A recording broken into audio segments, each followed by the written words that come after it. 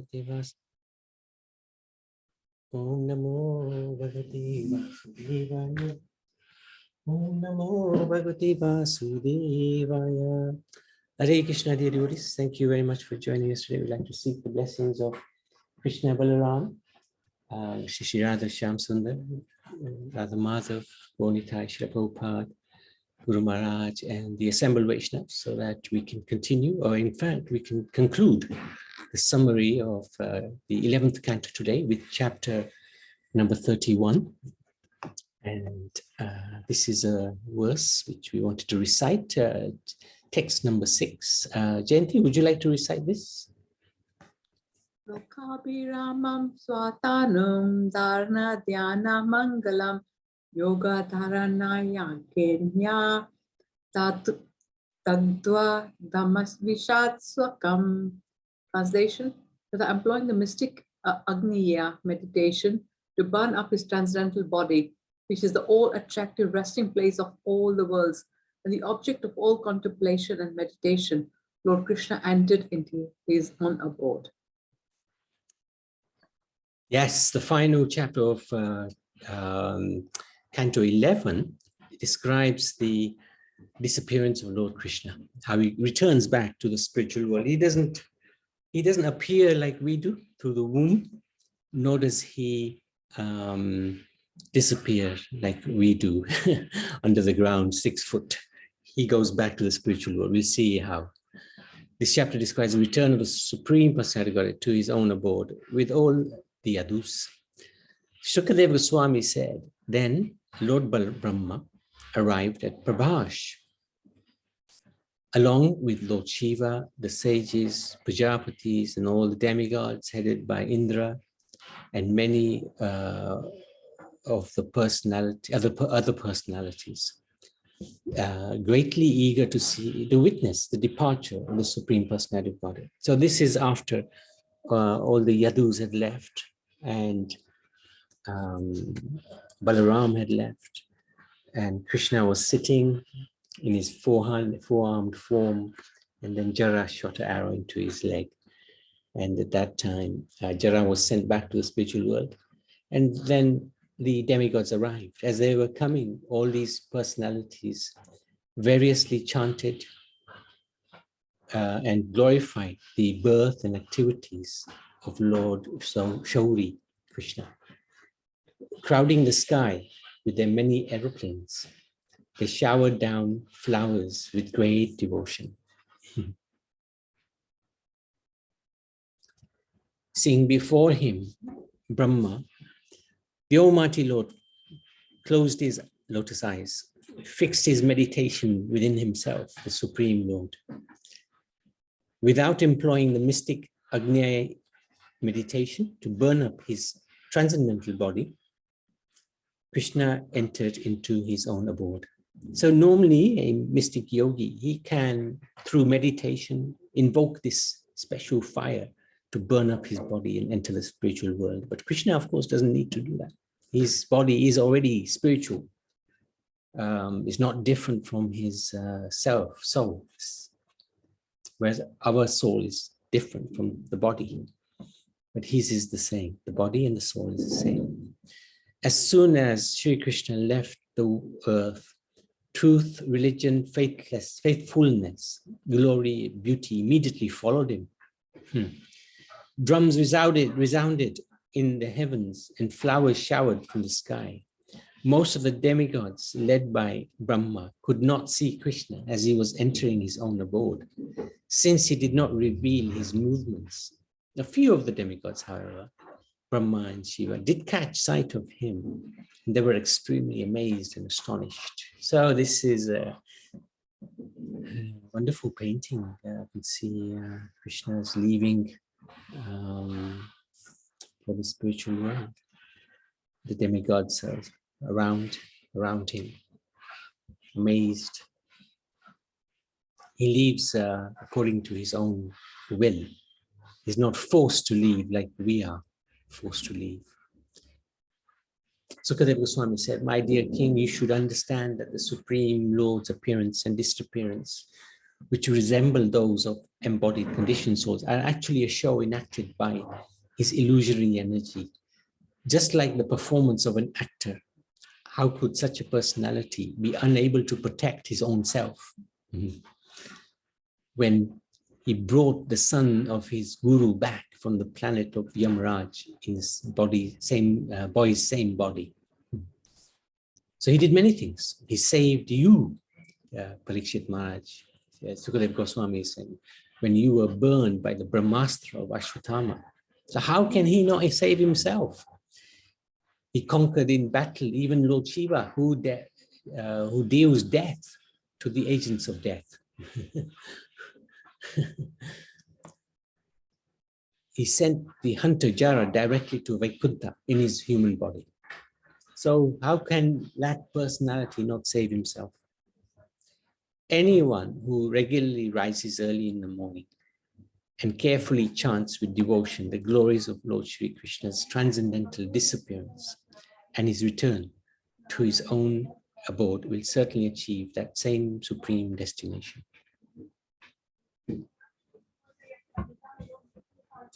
Upon learning from Daruk that Lord Shri Krishna had returned to his abode, Vasudev and all the others remained in Dwarka, they became very much agitated by lamentation.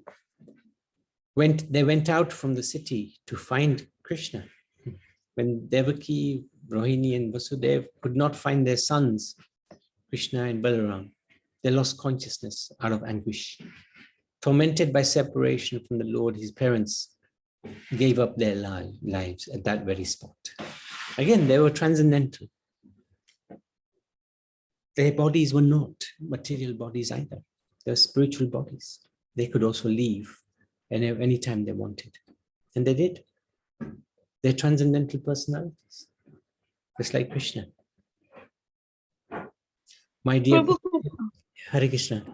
Hare Krishna, Prabhu, sorry to interrupt, because I didn't quite understand when you said his soul and his body, they are the same. So when he left the material world, so then by that sacrifice, I forgot the name. Meditation, fire. Then that way the body got the. His body doesn't get burned, right? No. He is spiritual. So like, for example, our body is made up of the gross elements, right? Earth, water, fire, air, ether. His isn't. His is not made of those elements. His body is completely spiritual. So that's why it said that he can eat with his eyes, right? He can see with his hands because his body is fully spiritual. But when he left the world, there was Krishna's, but no, nothing. There was nothing remains. Nothing. He goes. He leaves. It disappears. Because that's why I got confused, because I heard that, in where is it? In Puri Dham, where they say there is the heart of the Lord in Jagannath. I don't understand. Somebody said that. The heart of Krishna in Lord Jagannath. They say when he left the world and the body that remained, they took out the heart and it's in Lord Jagannath. No. That is absolutely incorrect. It's definitely not what the Bhagavatam says. All right, because I read that somewhere. Yeah. Okay. Thank you. That's totally bogus. Yeah, I thought it was. I couldn't understand that. Yeah. Because his body and his soul are the same. So here he is. He's going back. I mean, if he can send Jara to the spiritual world in his human body, nothing was left of Jara. There's going to be absolutely nothing left of Krishna because he doesn't have any material aspect to his himself at all. He's completely spiritual. Prabhaben, did you have a question? Similar question what she asked. I remember, like they said that there was a man, he came with bow and arrow, Jara. and That- Jaram, yeah, he That's correct. yeah, he killed with his bow and arrow. The arrow went in the feet, and that's the time he died. So if he died like that, then are you saying then there was nothing there after that under that tree? He just went. Yeah, because actually here we can just very quickly talk about that because we did it yesterday. Actually, we talked about Jara yesterday, and let's just very quickly recap because it's very important to understand this. It's very confusing. So after Balaram left, Krishna was sitting under the tree, as you said. Just then, a hunter named Jara, who had Jaram, yeah.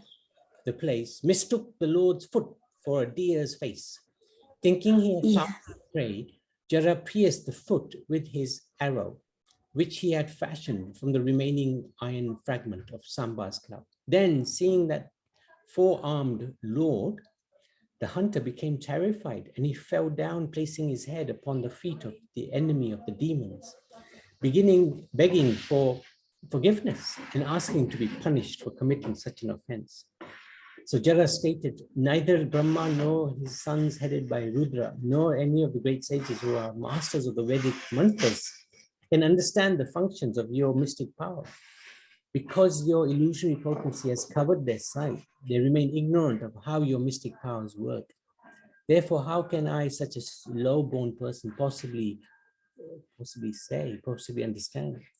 In reply, Lord Krishna told the hunter that what he had done was actually according to his own desire. The Lord then sent the hunter in an aeroplane to Vaikuntha. And then the Lord, he instructed Daruk to go back to Dwarka and tell everybody what's happened. Now, Prabhupada, we have to understand, Krishna does not have a body like ours. His body is completely spiritual. His body never gets old. Even though he was 125 years old, he looked like a 16-year-old boy. Yes, that's why I seen the even in the television, the program. That's right. He's always spiritual. Spiritual, So yeah. Okay, thank you. He doesn't die. He doesn't die. And he doesn't die and he doesn't get old. He doesn't get old. So when the arrow pierced him, that was actually the Lord's arrangement for him to depart to the spiritual world. And he went back in his spiritual body, which nothing was left back here. Nothing was left, yeah. Thank you. No, thank you so much. Thank you for asking and thank you for... Thank you, Prabhu, yes. Thank you, Prabhuji. Prabhuji, yes, Nariman. I'm a bit lost. When did you do chapter 30? Don't tell me we didn't do it. Did we not do it? We did it, yeah. No, because yesterday we were doing about, we did about part two of the, The day before Sita Devi. yeah, and then day before we did Sita Devi. We haven't done chapter 30. Yeah, we did. This is The day before. Yeah, we did that on Saturday, I think. Oh, Saturday. Monday. Yeah. Or was it Monday? Oh, okay. When I didn't join on Saturday. Monday. Okay. All right. Sorry. Anyway, yeah, we can just very quickly. It's so amazing, actually. We can actually read this bit, what happened. So, I mean, in very brief summary, chapter 30, the Yadus fought with each other. Krishna advised them, look, it's very inauspicious times, go to Prabhash, do some sacrifice according to the Vedic scriptures. So they did the sacrifice, they fed the Brahmins, they gave the gifts, and then they were intoxicated. They became intoxicated by this sweet Mairava beverage. And through that intoxication, they started fighting each other. This is, of course, the Lord's plan, right? And they even fought with Balaram, and Balaram and Krishna fought the Yadus and destroyed them all, basically. But then he sat. Balaram left the planet, then he sat under this tree. And this is how he looked. His brilliantly effulgent four-armed form, the radiance of which, just like a smokeless fire, dissipated the darkness in all directions. His complexion was the color of a dark blue cloud. His effulgence the color of a molten gold. His all auspicious form bore the mark of Shivatsa, A beautiful smile graced his lotus face. Locks of dark blue hair, interesting, dark blue hair, adorned his head. His lotus eyes were very attractive. His shark-shaped earrings glittered. He wore a pair of silken garments, an ornamental belt, sacred thread, bracelets, and arm ornaments, along with the helmet and the Kastuba jewel, of course, necklaces, anklets, and other royal emblems. Encircling his body were flower garlands and his personal weapons in their embodied form. So the Shank, Gada, they were all there in their person. As he sat, he held his left foot with his lotus red sole upon his right thigh. And that's when Jara saw him and pierced the air and shot the arrow. And the reason for that was, like Ram Dulara mentioned, when he came as Ram, he killed actually Bali. And the Lord also decides to take karma. He doesn't have to, but because he did it, he did kill Bali in an unusual way for Kshatriya. So now Vali came as Jara in order to help the Lord in his disappearance pastime. So I hope that's okay, Naniben. Just wanted to give you a very brief explanation of chapter 30. Yes, yes, thank you, Prabhu. Fortunately, I did read it, so that was okay. That's good. Okay. Thank you. Thanks for repeating it. No, it's okay. It's such an amazing pastime. Right? It's so hard to understand because the Lord's pastimes are very bewildering, especially the pastimes of when he disappears. Anyway, then, my dear Sukadev Goswami continues, the wives of the Yadavs then climbed onto the funeral pyres, embracing their dead husbands. Though overcome by feelings of separation from Krishna, Arjun was nevertheless able to pacify himself by remembering all the various instructions given to him by the Lord. So Arjun was present at that time in Dwaka.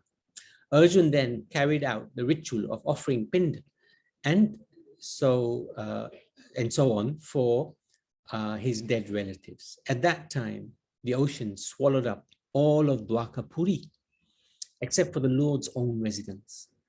Arjun took the remaining members of the Yadu dynasty to Indraprastha. That was the instruction given to him through Daruk by Lord Krishna, where he installed Vraja upon the throne.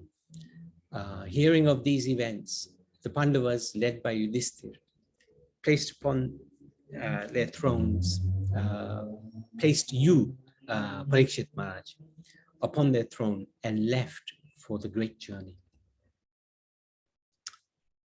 So he summarized what he had actually said in the second canto to Parikshit Maharaj in a very, very few verses.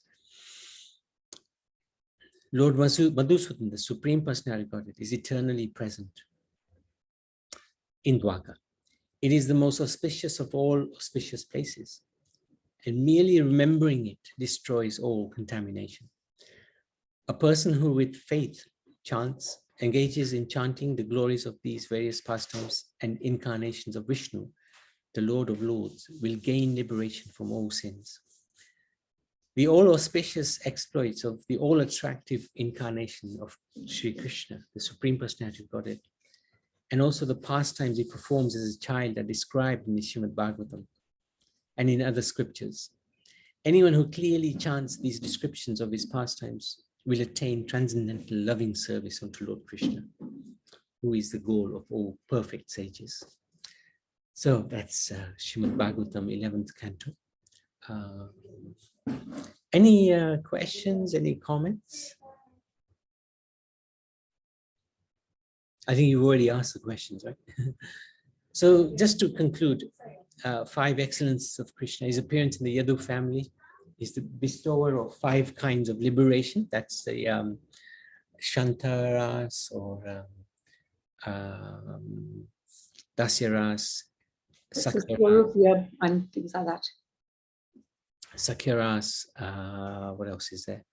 No, Sorry, Jane? no, you're talking about the relationships. This is liberation. So Rupiah. Oh, yeah, well done, well done. Yeah, thank you. Yeah.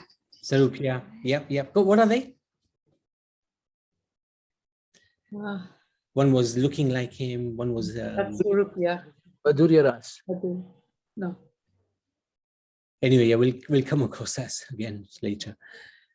Lakshmiji always engages in his service. The power of his name is so powerful. He's even more powerful than he is, which is so extraordinary to understand that. This is how we understand Krishna is so transcendental, that not only his soul is the same as his body, but his name is the same as his body as well. This is a spiritual realm. Anything connected to him is truly divine. Simply by surrendering to him, all religious rites are discharged. So Okay, I want to... 5 types of liberation. Sarsti, achieving the opulences. Sarupya, having the same form. Samipya, living as a personal associate. Salokya, living on the Vaikuntha planet. And Sayujya, merging into the Brahman importance. Which we don't like. That 5th one, we don't agree with that. I mean, we don't... It's always difficult. I always find it hard to remember this. Whatever I do, these names of the 5 types of the liberation. I have to refer back. I cannot just remember it. Yeah, it's hard to remember, yeah. Hard to remember, yeah. A lovely chapter. It makes you feel a bit sad, isn't it? Yeah, but no, it's okay because the 12th canto is coming. And then we'll try to do Chaitanya Charitamrita as well if we can. So, but no, this 11th canto, is it the forehead of Krishna, isn't it?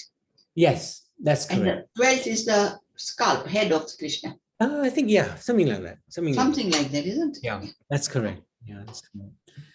So just wanted to thank the Lord, Radha Krishna, and Chaitanya Mahaprabhu, Srila Vyasadev, Sukadev Goswami, Parikshit Maharaj, Gaurnitai, of course, as always, 6 Goswamis, and Bhaktisiddhanta Saraswati Thakur, Srila Prabhupada, and Guru Maharaj for allowing us to do something on the Srimad Bhagavatam. It's been a fantastic journey, I have to say. 11th canto has been particularly challenging because it's very philosophical. And many a time I have fallen asleep trying to do the summary, but it is very enlightening, I have to say. I have enjoyed it. Before I have read it a few times, but never quite grasped, still haven't quite grasped anything, but the level of philosophy in the 11th canto is unmatched. It's just phenomenal. So. Thank you, Prabhuji and Mataji, for taking us through this. We reached this stage now. Yeah. I really appreciate your efforts, the times that you put in, the explanations, and always smiling in spite of all the other activities that you are doing, Prabhuji. Really appreciate and thank you. No, thank you. You're an inspiration yourself, as are the other devotees, because you are also following it as we're going along, and that's, you don't know how much inspiration that gives us. So thank you, Naniven. Yes, thanks. Your questions are really amazing. Thank you, Prabhu. No, thank you, Karuna. Thank you. And thanks, Karuna Mataji, for all the sort of bhajans, wonderful voice, wonderful. Yeah, truly. There is one it's the same thing I want to tell to Karuna. She's singing very nice. Yes. And all the other devotees sing the prayers, that Riyan's prayers, very nice. I like to listen. I can't pronounce any of them. Very difficult, but I really enjoying it. Thank you. Thank you so much. Thank you. Abhinandan Prabhu ki jai. Hare Krishna. Thank you, Karuna. Actually, the J is to you because what you're doing is, it's easy to read the Bhagavatam. No, Prabhu, you are the guidance here, the guiding. We're just following. Thank you so much. Yeah. No, it's not so easy to sing those bhajans, and especially some of them. I think Narottam Das Thakur just throws a curveball, doesn't he? And he puts a couple of slokas in there which How do you sing that? Oh, this one was, yeah. Yeah, no, it's interesting. No, you do so well. So thank you. Really inspiring. Okay, so we can stop there. Srimad Bhagavatam ki jai.